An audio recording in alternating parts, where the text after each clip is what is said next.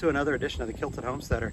Today I'm doing a quick review on a accessory I put on my 1952 Ford 8N tractor, and that is a auxiliary PTO lever by Red Rock Manufacturing.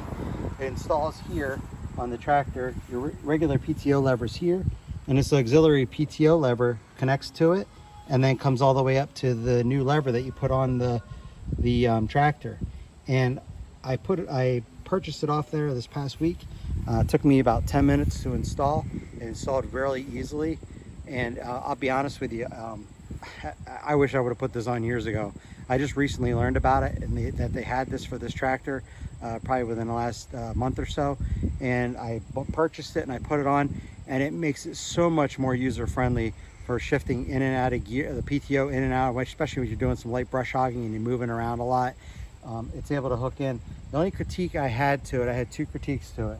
One is the assembly instructions. They give you really good instructions. The instructions say to mount this piece on the transmission first, and then attach your other things, and then attach this last.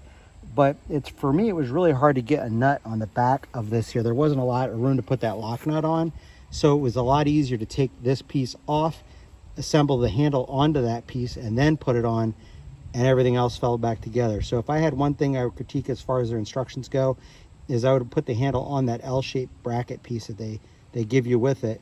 I'd put that on, and then I'd put it onto the transmission. And this one here, there was enough room to maneuver and get stuff on for that lock washer, or excuse me, lock nut. And then of course back here, really good job. The craftsmanship I think is really nice. I may have put it on a little bit too tight there. You can see I pressed it down, but I wanted to make sure it was really good on there.